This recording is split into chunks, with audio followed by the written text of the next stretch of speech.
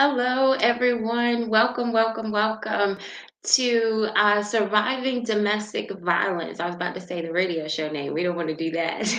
So forgive me for that. But welcome to Surviving Domestic Violence. It's your girl, Nakia P. Evans. Listen, I'm excited that you're here. Please make sure that you share this video. Share, share, share. Now, listen, I'm going to give you a trigger warning before we start, okay? Trigger warning, okay? We're going to talk about some raw and real things here. Okay. There may be some language that you may not agree to. If that's the case, go ahead and, just go ahead and leave it if it doesn't work for you. Okay. But we're going to be talking about some raw and real things when it comes to domestic violence. Okay. Domestic violence, guys, is something that is completely real rampant these days. Okay. It is something that has always been rampant. But the thing about it is, a lot of times we don't really talk about it. We really don't battle these conversations. Okay. And then when it comes to knowing certain people in domestic violence situations, sometimes we don't know how to help them. Okay. So if you know me, if you followed me for the last few years, you know that I was in a domestic violence situation myself. Okay. Back in March of 2020, 2 days after my birthday, I was beaten and stabbed twice by my boyfriend at the time. That is a situation that took my life on a whole downward spiral. Okay. And we'll talk about more about that later. But when it comes to domestic violence, guys, this is what I wanted to share because we need to know this information, okay? It is estimated that 1 in every 4 women and 1 in every 9 men are victims of domestic violence. Sometimes these things are not talked about, these things are not reported, these things are not heard. And for someone who is in a situation with the justice system, it's just not an easy, it's not an easy thing. Okay. It is definitely not an easy process. But for tonight, guys, we want to come, we want to share our stories. We want to talk about domestic violence, how we survived domestic violence, what that looked like for us, and how we were able to overcome that. Okay. How that affected our lives and how we were able to walk away from that, heal from that, and continue to advocate for it. Okay. So tonight, guys, I do have a special guest with me tonight. I have Layla Green with me, and she's going to come up and I'm going to give her the floor to share her story of domestic violence. And once she finishes sharing her story, I'll jump back on and we'll continue to chat about it. Okay. So let me go ahead and bring Layla on. Hi, love. How are you? Hi, I'm well. How are you doing? Doing great, doing great, doing great. Thank you so much for being here. Thank you so much for, sharing your story, coming and, being willing to share your story with us. I greatly appreciate it. Thank you. Thank you. Yes, ma'am. Thank you. So, what I'm going to do, love, is I'm going to go ahead and give you the floor for you to speak to our audience and share your story, and I'll be back. All right. All right. Well, peace, everyone. I hope that you all are doing well, that you're happy, that you're at peace, and that you come tonight and that you're able to find healing, to find help, and to find community. I believe that when we share our stories, we embolden other people to share theirs. And the beauty of shared stories is that we realize we're not alone in the world. We realize that we're more alike than we are different. And the shared themes in our stories allow us to take action. So, yesterday I posted on my social media that sharing my story is the biggest fuck you to everyone who tried to silence me, to everyone who insists on silencing the stories of others. And it's the biggest fuck you to any residue of unworthiness, any residue of fear, any residue of rationalizing that tries to seep into my bones from time to time. So, thank you once again, Nakia, for creating this space. And thank you for inviting me to share. The other day, I read this novel actually, and it says, "You're only human." There's a quote. It says, "You're only human. And as humans, we can't expect to shoulder all our pain. Sometimes we have to share it with the people who love us so we don't come crashing down from the weight of it all." So tonight, I just want to say that I am your sister. I love you. I'm your sister, Sawubona. Sawubona is a Zulu greeting that means I see you. I see all of you, your experience, your passions, your pain, your strengths, your weaknesses, your future. You're valuable to me. I see you. Sawubona. So, right before I walked down the aisle to marry my high school crush at 21 and at 6 months pregnant, I felt hesitant. And I felt just this small wave of anxiety. I felt what we as women have as our superpower, but oftentimes ignore and don't lean into, that little flutter in our gut that we call our intuition. And the thing about intuition is that it requires our faith. It requires faith because oftentimes there is little to nothing on which that flutter in the gut is based. Sometimes we don't have the full story. Sometimes we don't have all the facts. We don't have all the evidence. And so that pause, that hesitancy, that flutter in the gut requires faith. And it requires faith not in others, not in statistics, not in media, not in our well meaning friends and family, but faith in ourselves, faith in our feelings, faith in the answers that we find in stillness, faith that something bigger than us cares too deeply for us to just go out and fuck up our lives. But I was not taught to honor that pause. I grew up in a really conservative Christian home, and I was not taught to honor my gut. I wasn't taught to honor that hesitancy. I was not taught to lean into it. I wasn't taught to be courageous enough to trust it in the face of all else. And so when I pulled up to the church that morning, ready to walk down the aisle, I ignored that pause. I ignored that whisper that said, run. And I don't even know where that came from because I hadn't seen any signs of aggression, any signs of anger, nothing like that. I just heard run. But I ignored it. Just like I ignored the whisper that came 2 months previous when he told me, if you don't give me a good enough reason to end this close friendship that I have with my ex-girlfriend, I'm calling off the wedding. I didn't pause to listen when a few months before that, he was being overly concerned with the friendship I had with a family that was close to me. I didn't listen to that pause and lean into that feeling of confusion when he would call me too sensitive. And even though some of these incidents only happened once or twice, I didn't honor the pauses. I didn't honor the questions. I didn't honor my feelings. I didn't lean into any of them. I just listened to the peer pressure of our religious group of friends who encouraged us to get married sooner rather than later because I was pregnant out of wedlock and we had a baby on the way. Also, many of our Christian friends treated us as though we had communicable diseases and they tried to keep their distance. We almost got disfellowshipped from our church. So it seemed that we only had each other in this ever increasingly small support system. But still, I didn't honor the pauses or anything like that. And sometimes that's all we have. We just have that little or I don't like this feeling. But even if those things are whispers, I want to encourage you all to always honor the whispers in your soul. So I met my ex when we were teenagers. I was 17, he was 19.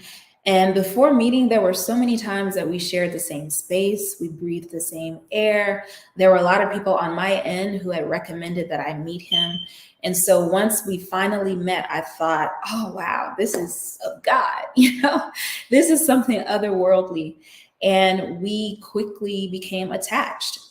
We met at his missionary school and we spearheaded a bunch of different programs. We worked closely together on some programs. He got along well with my grandmother. And so I was just in this giddy phase as a 17-year-old of enjoying this crush with this 19-year-old boy who most of the girls were after. And I do remember at one point feeling as though he was toying with my emotions. I remember I wrote out this letter and I told him, look, I'm not like all these other little girls who are begging for your attention. My world does not revolve around you. You know, if you like me, you like me. If you don't, you don't. But don't play with my emotions. You're not going to be in and out. I was 17 and I told him that. And so it wasn't too long after that I remember my grandmother came to me and she said, I don't want you to have anything to do with this guy. It's a fatal attraction. He would not make a good husband and he would not make a good father. And I remember just wondering why and looking for more because, my grandparents raised me and my grandma had this history of being brutally honest with me from the time that I was a kid, maybe sometimes a little too honest. But she never said anything more than, this is a fatal attraction. He would not make a good husband and he would not make a good father. Well, 4 years later, after that, I had just suffered the loss of one of my best friends in the entire world. I'd suffered the loss of my grandmother. I was at this mission school. I felt all alone. And so I turned to that which was familiar, which was this guy. And he came back in my life and we were friends. And then he kind of exited my life. And then he heard, oh, there's another guy at her school who likes her. Let me swoop in and let me declare my feelings and my emotions. And so I remember listening to him on the other end of the phone, telling me that he wanted to be with me. He liked me. He always liked me. And in that moment, I told him, you know what? You don't get the opportunity to put me on the shelf until you're ready for me. I don't want to be with you. You've not had any interest or you've not declared any interest in me before finding about this other guy. So no, I don't want to be in a relationship with you. And so we cut things off. And then a year later, I went through another crisis. And once again, I turned to that which was familiar. And he was there for me. He supported me. He believed me. And even though he told me I had hurt him and telling him, no, I didn't want to be in a relationship the previous year, he chose me. And for someone like me who had grown up just faced with abandonment from so many people, my mother, my father, people who were emotionally unavailable to me, it felt so golden and so nice to be chosen by this guy, even after I had hurt him. And he was this guy that so many other people wanted to be with, but he had chosen me. And so when he asked me to be in a relationship with him, I told him absolutely. Well, a few months into our relationship, he kissed me. And I was really extremely religious as a teenager. I was extremely serious as a teenager. And I remember we had already had the conversation where I told him, listen, I'm saving myself for marriage. That includes kissing. I don't want to kiss before I'm married. And he told me, that's fine with me. That's good. Okay, cool. And so this night when he kissed me, I was very much conflicted because it felt nice. It was coming from this guy that I liked, but I didn't understand why he had violated my wishes. A couple of weeks later, we ended up having sex. That was against my wishes as well. And I remember just clinging to the door frame, not wanting to enter into his room. And he pulled me into the room and I felt like I had no other choice. I thought, this is my fault. I shouldn't have been in his house by myself. I shouldn't have been dancing with him. Like all of these things that I should not have been doing that I was taught were wrong. And so I assumed the blame and I guiltily had sex with him against my wishes. Once again, I was conflicted and I thought, well, first of all, I didn't even really feel that nice, but this is a guy that I like and I've had a crush on him for so long, but at the same time, he violated the wishes that I conveyed to him. And so I decided, well, I just need to put space between us. And so a couple of weeks later, I moved to a different state, but I didn't know it at the time. I was already pregnant. And so for the next few months, we kind of had this really strained relationship where a lot of people were coming to me saying, are you sure you want to be with him? Are you sure you want to be with him? It's long distance. You're young. There's so many other people that you can get to know. But I felt, no, I've had a crush on him. Maybe we're supposed to be together. And now we've had sex. So I'm supposed to be with him. There are a lot of things that we have in common. We want to serve God together.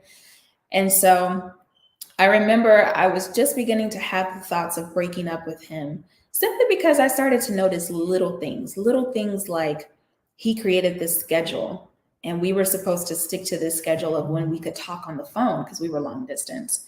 And I remember thinking, well, that's weird, but then admiring it, saying, well, you know what? He's really solid. He's sticking to his schedule. He's not allowing all these other things to come in and distract him from his goals. That's a good thing. That shows discipline. Okay. So I just tried to rationalize all these little things, all of these little whispers in my soul. I just kind of rationalized them away. But eventually I got to the point where I thought, you know what? I don't know if I can do this.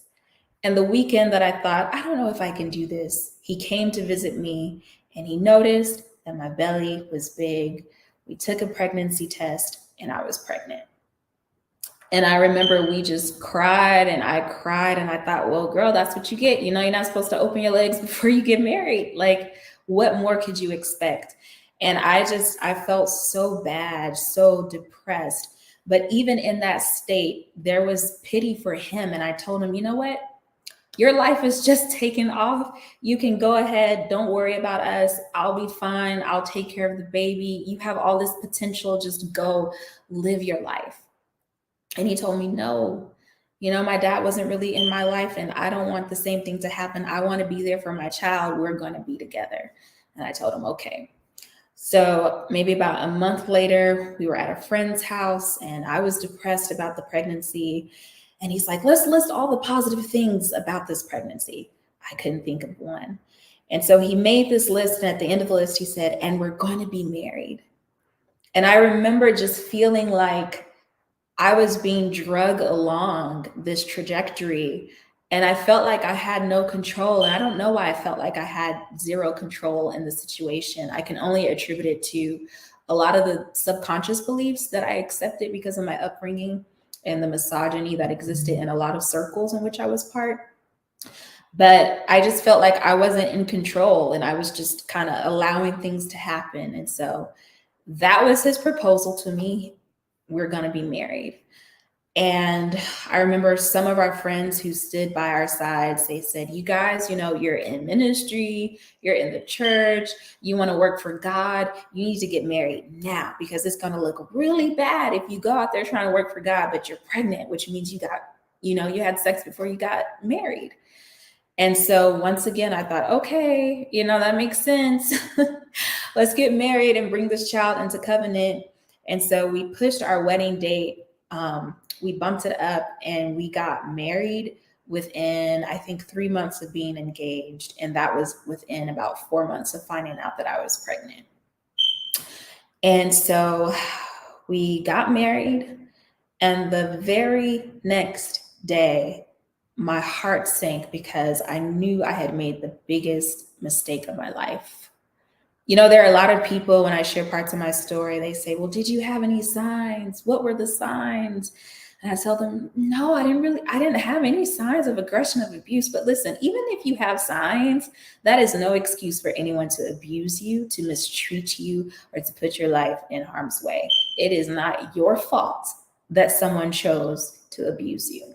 It's not your fault at all. It's not your responsibility. Their actions are not your responsibility. But the day after we got married, I opted out of a honeymoon. A friend of ours came over to visit, and he and my ex got into this really heated argument. And my ex got up, he shouted at him, he stamped his foot across the floor, he called him some names, and he just went off on him. And I thought, oh my goodness, who did I marry? I just made the biggest mistake of my life. But still in that moment, I thought, well, this is just my cross that I'm going to have to bear because I married this man. Years ago, my grandma told me to stay far away from him. So this is just my fault. This is my cross. This is my burden. You know, God, can you just bless this mess?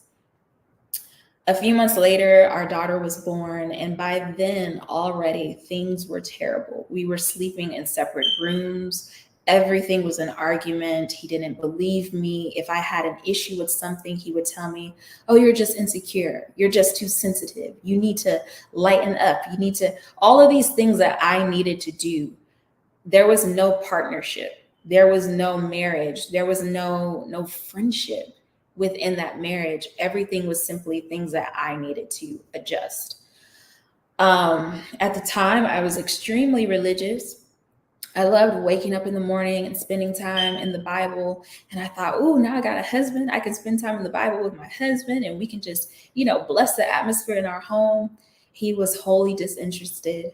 And I didn't understand it because even though we had gone against the teachings of our church and had sex before we were married, he was one that would always encourage me, you need to get in your Bible, you need to get in your word, you need to spend time praying. But just overnight, there was zero interest, and I felt like I married a stranger. He would be gone for days. I didn't know where he was. And I remember just feeling like, okay, girl, you can't cry. You can't get down in the middle of the road and cry about it. Just keep it pushing, keep it pushing, keep it pushing. So, about 6 months into our marriage, things were really bad in our marriage, and not just in our marriage, but also financially. And I don't know how in the world we survived. There were plenty of days that we were eating rice and peas every single day. And my ex is not American, he's from another country. And so I remember he reached out to his sponsor and he told him, listen, I have this young family. I'm not making money. I'm a fast learner. Can you please hire me to work at your company? And so his sponsor said, you know what? I'll pay for you and your family to come down one weekend. Let's talk about it and see what I can do for you. So we ended up moving to a different area. My ex got that job. And now, on top of everything we were going through, now we were isolated. We didn't have any family close to us. We didn't have any friends close to us. It was just our daughter and the two of us. And I was in this apartment with a stranger. I had no idea who this man was. And things went from just arguing all the time about the most insignificant things to now he was becoming more aggressive. And I remember the very first time he put his hands on me, it was on a Saturday. And we were getting ready to go to church. And for some reason, something upset him and he just went from 0 to 100. And I remember I got really scared and I ran into our daughter's room. I locked the door. I went into her closet. I grabbed her and we were hiding in the closet. And about 10 minutes later, the door swings open. The next door swings open. And I had pulled furniture up behind the doors. The doors swing open. I'm huddled in the closet with our daughter. And he's like, give me our daughter. I'm going to church. I'm taking her to church. I don't care what you do. And he was so upset. And I was so afraid that he would do something reckless while driving and harm our daughter. And so I told him, no, please let our daughter stay with us. It's okay. I got her. You go to church. We'll be here when you get back. It's okay. And he grabbed our daughter by the arms and he said, no, I'm taking her to church with me. Let her go. He pushed me across the room. And I remember just falling into the furniture of the bed. I scraped my leg on the bed. And I was just in shock. I sat on the floor, and nothing prepares you for that feeling of someone who has stood up before your friends and your family, vowing before God to protect you, harming you. And I didn't know what to think. I was in so much shock. And I just sat there on the floor thinking, okay, he didn't just push me, did he? And then he looked at me, he said, you see, you got hurt and it's your fault. You should have let her go. You shouldn't have gotten in the way. It's your fault.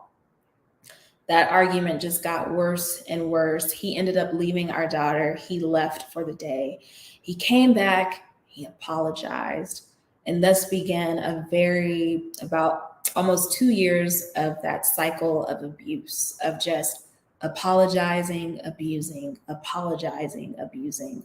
And things just got worse. There was emotional abuse, there was physical abuse, there was spiritual abuse. I remember he used to tell me, we wouldn't have these problems if you were a more spiritual wife. And I believed him. And I remember there would be days and weeks where I'd have my Bible open and I'm praying over my Bible. I'm just like, Lord, help me be more spiritual. Help me be more converted. Like, what do I need to do to get this man to love me, to care for me? What he's doing is not right. Now, it never crossed my mind to have him arrested. It never ever crossed my mind. I had never heard of situations like these growing up. People in church are very hush hush about the realities of life and about the realities of many marriages in the church. Since I grew up in the church, I had no clue. And I also thought, well, because I was a stay at home mom, I thought, well, if I call the police, then he's going to lose his job. If he loses his job, he's going to be really angry with me. And then what are we going to do for finances, for income? What are we going to do? And so when the temptation would come, the temptation to call the police, I would rationalize away why I couldn't call them. And so I remember two more incidents took place. And finally, I called the police. And I remember I told them, please don't arrest him. Just talk to him. Let him know that what he's doing is wrong. It's not right. But don't arrest him. Don't take him to jail.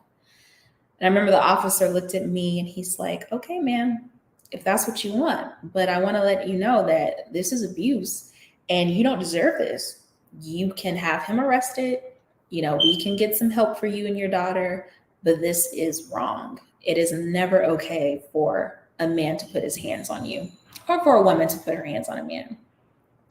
And I said, no, just don't arrest him. Just talk to him. And so the officer talked to him.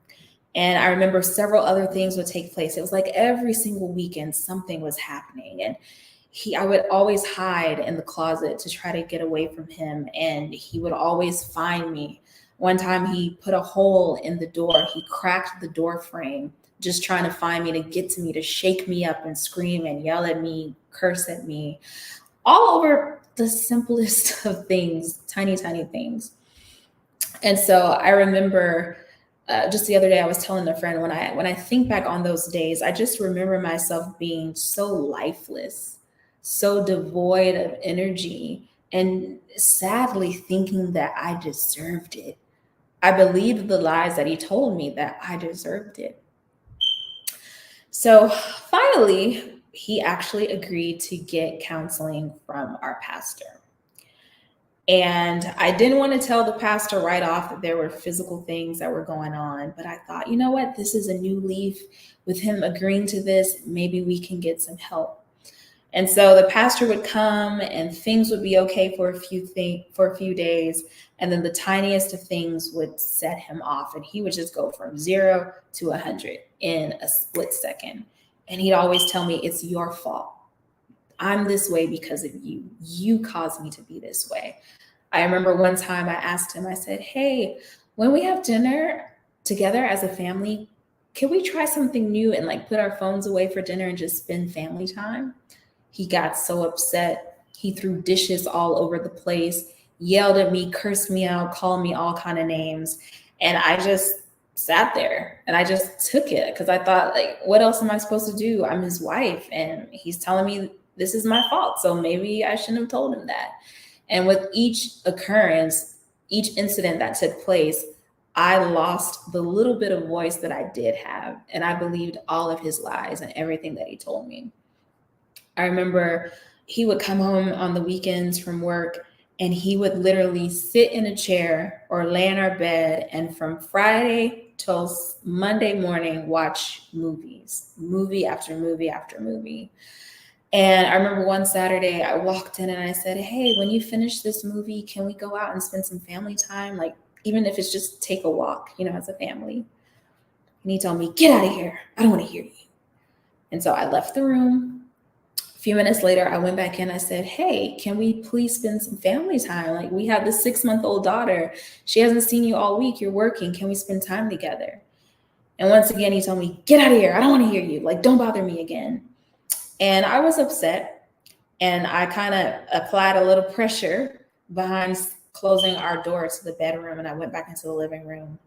And I remember before I even had a chance to sit down, he ran out, he grabbed me by the neck, he threw me against the back of the sofa, he put his finger in my face. He said, don't you ever slam a door like that again. And he walked out and slammed the door behind him. And I remember once again, just sitting there shaking, thinking, okay, you're okay. Did that really happen? He had gaslit me so well. And I was just like, okay, well, that's right. I should have had a good attitude. I shouldn't have slammed the door. He's right. And, I just made him upset. I made him angry. And a few seconds later, he was back again. Oh, I'm so sorry. I love you so much. I'm so sorry. And he took me out on a nice date. And this would just happen over and over again.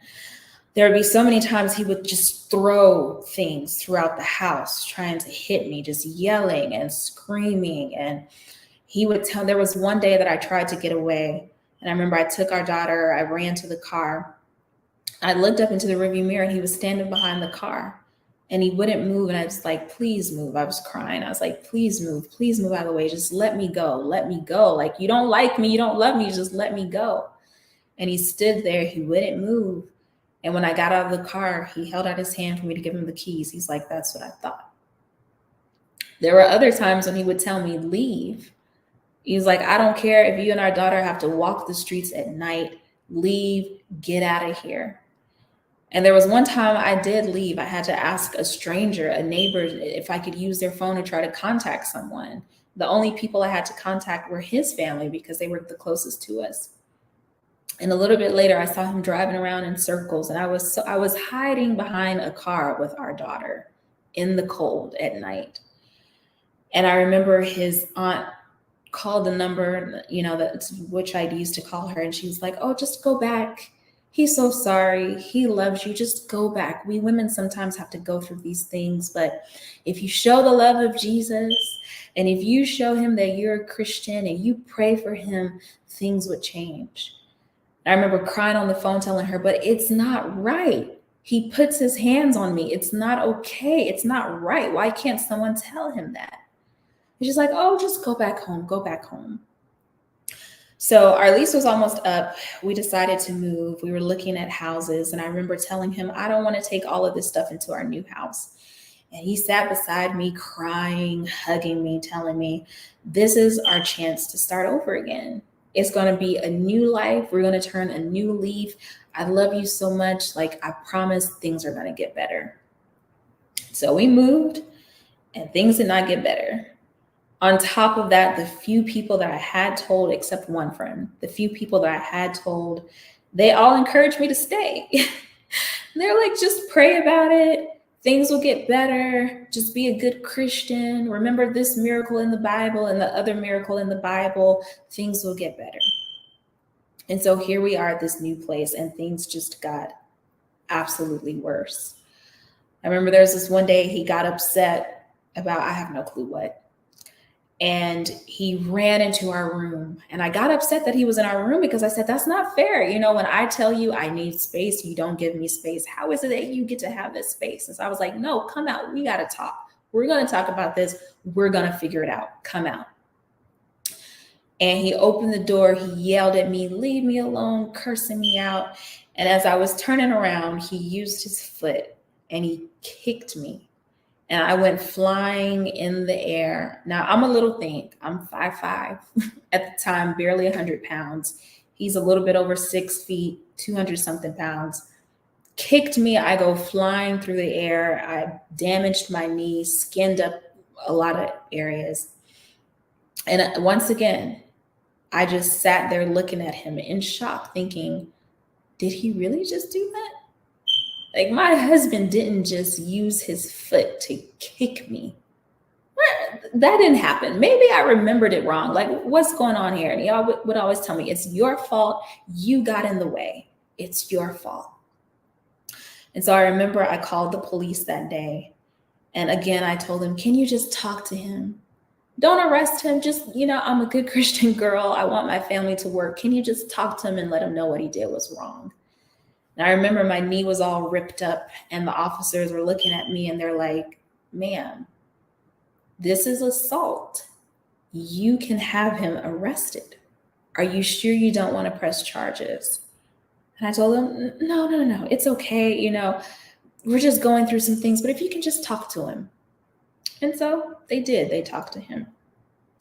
In the future, whenever we would have issues or if an argument would happen, it got to the point where he would hide the phone. He would disconnect the internet. He would take my phone from me. He would take my iPad from me, and he would tell me, I'm the man in the house. I make the money. It's my money. You didn't buy it. Therefore, it belongs to me. And if you earn it back, then you'll get it back. He didn't want me to call anyone when these episodes would happen. Things just got worse. He would throw things at me. He had choked me a couple of times. He slapped me. I remember one time he did something like this, slashed me. I had like little blood pockets in my eye. And then I found out I was pregnant with our second child. I absolutely hated having sex with this man. I felt like he was just using me. I felt like he just wanted my body, and that was all. And I remember I would just be there lifeless, just not wanting to be there. There were many times when I told him no, and he would rape me. He would force himself on me. I remember the very first time he raped me, it was anal sex. And I remember just feeling so humiliated. But once again, you have all these people in your ear telling you, well, it's your duty as a wife to please your husband. You're a Christian wife. You believe in God. You just need to pray for him. You just need to listen. You just need to try and be agreeable. And so in my heart of hearts, I knew something isn't right, but I didn't know that I could just leave. I remember one time we got into an argument, and I called our pastor. I packed my bags. I was like, I'm leaving. I can't stay here. He goes from 0 to 100. There are holes in the door, the cracked door frame, all of these things that are going on. He's accosted me several times. I'm leaving. And I remember the pastor said, oh, this is just theatrics. Unpack your bag. If you leave, you will be used by the devil to break up your family. And I remember thinking, oh, I don't want to be used by the devil to break up my family. So, okay, I'm going to stay. And to be fair, he did tell him, don't put your hands on a woman. You can't do any of this. But it just seemed so passive in contrast to, you will be used by the devil to break up your family if you pack your bags and leave your home right now. And so I stayed. And I remember during those days, I wanted nothing more than to kill myself. I felt like there was no way out. I felt like there were no answers. I felt like everyone saw just this amazing side of him. They didn't believe what was going on, or if they knew what was going on, they just encouraged me to stay. And I remember when he would leave for work, I would go sit on our patio, and I would just sit there and rock back and forth and just cry and think, this is my fault. I should have listened. I don't want to be here. I just want to die. There were so many times I thought about jumping over, because we were on like the second or third floor of our apartment building. I just wanted to jump over. I thought, I wonder how badly it would hurt. Things continued to get worse. And then he thought he lost his job. I had to get a job. And he said, I'm going to bring my mom here to live with us for 6 months so she can help take care of the babies while you're working. And I told him, I think that's a terrible idea. We have so many issues. That's not a good idea. And of course, that caused an argument. And then he would just leave. He would leave all day, half the day. He wouldn't tell me where he was going. I would ask him sometimes, hey, where are you going?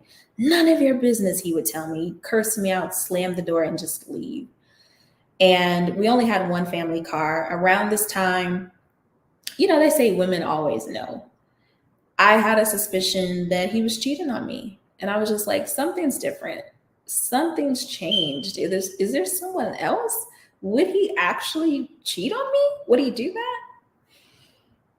And so he would be gone for hours at a time. Remember one time we got into an argument, and he left my daughter and I alone in the house for Thanksgiving with no food in the house. We had no food in the house. We had very little money. And I remember spending the small bit of money he had left for me on a pizza. And my daughter and I had pizza for Thanksgiving dinner. He'd left because he was upset that I questioned a relationship that he had with one of his friends. And when I questioned him about it, honestly, it wasn't even that deep because, she had just left a message on his voicemail. I thought it was maybe a client of his. And he was studying to become a real estate investor. And so I thought, well, maybe it's just a client, but she sounded really friendly. He immediately went off. He packed his bags and he left us in the house Thanksgiving weekend.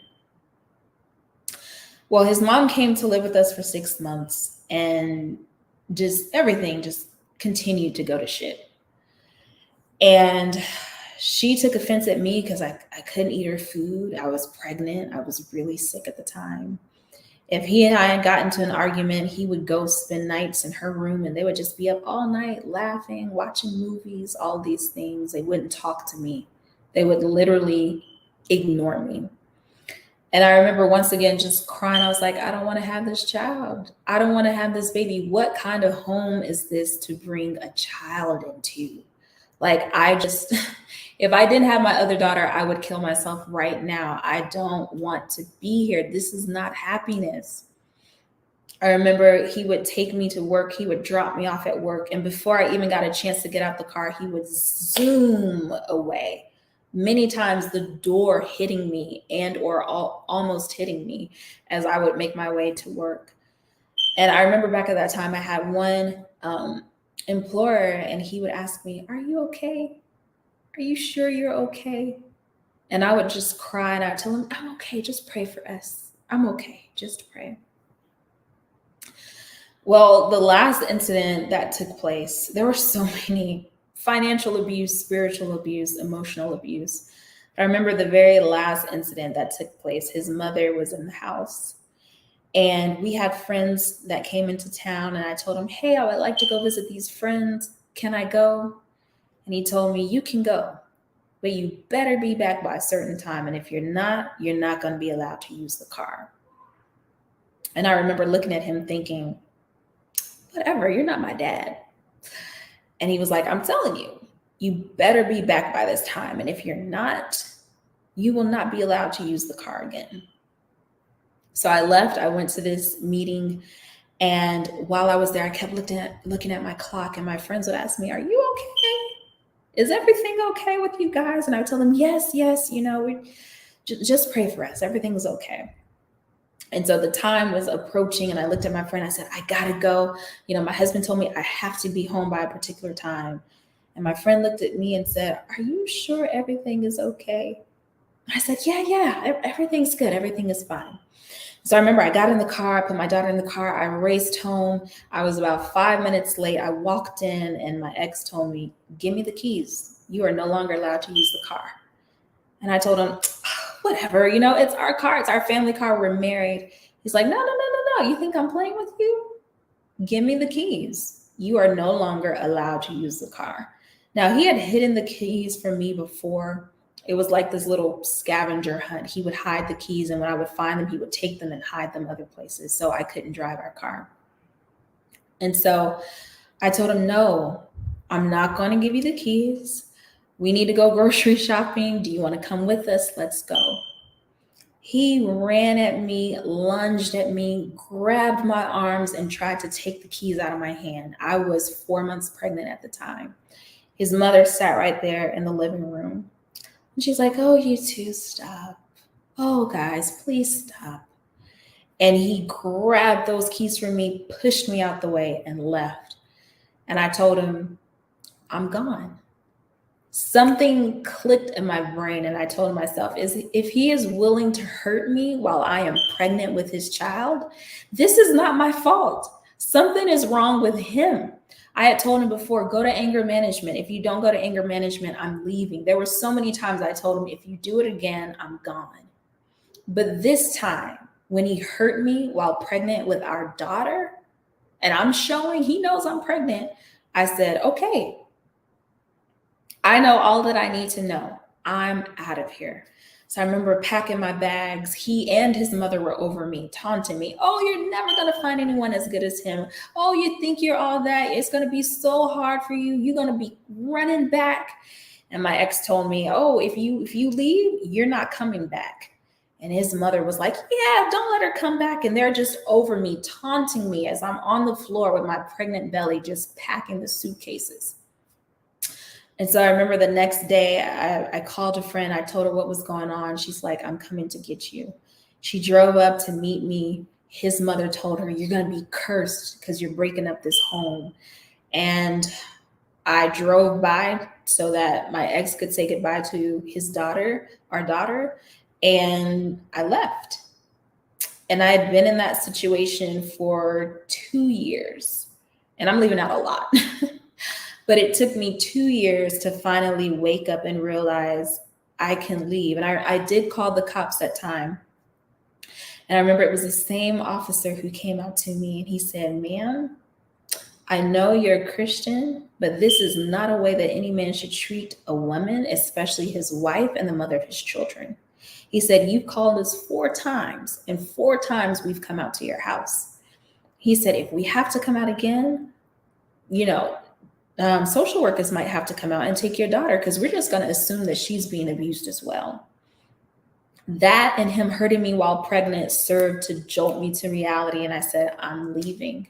I packed up our stuff. We didn't have anything but 2 suitcases and 2 boxes. And I left. I moved to another state. And I never looked back. I never looked back. I knew I had done the right thing. But as one who, you know, my grandparents raised me, I didn't grow up with my mom and dad. There was nothing more that I wanted growing up than a 2-parent household. And I would cry and I would think, oh my goodness, I'm robbing my children of the opportunity to grow up in a 2-parent home. Like I did this because this is what I chose. And it took me a while. It wasn't until about 3 years later, me just absolutely hitting rock bottom financially, physically, emotionally, spiritually. And for me to start to heal, I got so many books. I started going to therapy. I started doing yoga and meditation. And it wasn't until then that I finally realized his abuse had absolutely nothing to do with you. Your children not being raised in a 2-parent household had absolutely nothing to do with you. These are his demons. This is his fault. It's his story. You had nothing to do with the abuse that you suffered. And yeah, it took me about 3 years after leaving for me to begin the process of healing. And my ex is a narcissist. So unfortunately, I still deal with some things when it comes to our kids. Every now and then, the cops will show up in my house.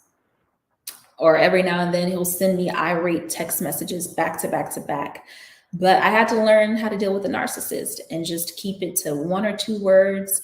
And I have found my peace, and my peace is worth everything in the world. I will never trade it for anything in this world. I am encouraged to share my story with everyone, especially those in the church, because I don't know what it is about Black folk and what it is about church, but we just keep our stories in our hearts. We don't speak on them. We don't share. We don't pass on things to the next generation, or we're encouraged to just take everything to prayer. That is not enough. And it is not the answer. It is not the solution. And so thank you, Nakia, once again for this platform and opportunity to share. And I just wanted to share this last quote from the book that I read. It says, cycles exist because they are excruciating to break. It takes an astronomical amount of pain and courage to disrupt a familiar pattern. Sometimes it seems easier to just keep running in the same familiar circles rather than facing the fear of jumping and possibly not landing on your feet. My mother went through it. I went through it. I'll be damned if I allow my daughter to go through it. It stops here with you and me. It ends with us. And so I just want to champion on all the other sheroes and heroes out here who have the courage to leave and to stand up for themselves. Wow. Wow. Thank you so much, love. Listen, I was over here taking notes. Listen, because this is good because we need to know these things. You know, I loved it when you first talked about, not listening to your intuition. Not you felt something and you didn't listen to it. And I had to sit there and was like, whew, because that's deep. because Yeah. I was the same way. Yeah. I was so high in love, so in my feelings. And I was like, this is my high school crush, even though we weren't married. But I was like, this is my high school crush. He didn't want to date me at the time because I was too much of a good girl, you know. But then after high school, after college, and we hook up, I didn't listen to my intuition either. Yeah. I didn't pay attention to those signs. And Yes. not paying attention to those signs cost me a lot. Yes. Yeah. And our intuition is our superpower. So, like I said, sometimes it's nothing more than I don't like the way that feels. Listen to it. Oh my gosh, for your safety, for your self love, for future generations, listen to that. And also, sometimes there won't be signs. So please don't beat yourself up if you don't see signs or if there aren't, any signs, depending on how long you've known each other or whatever. Narcissists, especially, have this wonderful way of masking all their signs. They're just the most amazing people to everyone else. So don't beat yourself up. Absolutely, absolutely. But listen, I appreciate you sharing your story. I appreciate you, coming and allowing yourself to share, because it's not an easy thing to do. It's not easy for us to share, our stories and share those vulnerable and hard parts that we had to endure. So I just want to say thank you so much, love, for just coming and just sharing. So I appreciate you. Thank you so much. Can you, I think my nephew's then got a hold of me. Can you please let everyone know how they can connect with you, follow with you, or anything like that? Yeah, sure. So I'm actually taking a social media break right now, but you can find me on Instagram as the Sawubona. I actually just wrote a book for women. It's a self-love affirmation book for Black women, and so you can find that information there on my Instagram handle at the Sawubona, and also at the Hippie Goddess Healer. All right. Awesome. Awesome. So again, love, thank you so very much. I greatly appreciate it. Listen, to all of our listeners, listen, please make sure that you share this. Make sure that you share it with someone who may need it. Okay. Because we definitely want to be able to look out for them signs. We want to know about listening to our intuition. We want to know about, trusting ourselves. Sometimes we have to, we got to learn that. Okay. Despite that love feeling, despite that, ooh, I love them so much, we got to learn how to trust ourselves. Okay. So listen, guys, I will be starting to hold space for these conversations because this is something that's very dear to me. It was hard for me to come out and start sharing my story. And I wanted to just create a space where women can come and share theirs as well and know that they're safe here and know that, hey, I feel you. You know what I'm saying? I was in there just as well. So I appreciate y'all. Listen, hit me and join with me every Thursday, okay? Because we're going to keep this going, all right? We have other women that's going to come and share their stories as well. And like I said, it is needed. All right. So once, listen, make sure that you follow Layla when she finished her social media break. Okay. So make sure that you get with her, follow her. And I look forward to continuing these conversations. All right. And Layla, I look forward to connecting more with you, love. And again, thank you. I appreciate it. All right. Have a good one. Thank you guys. Have a great night. And I'll see you next Thursday.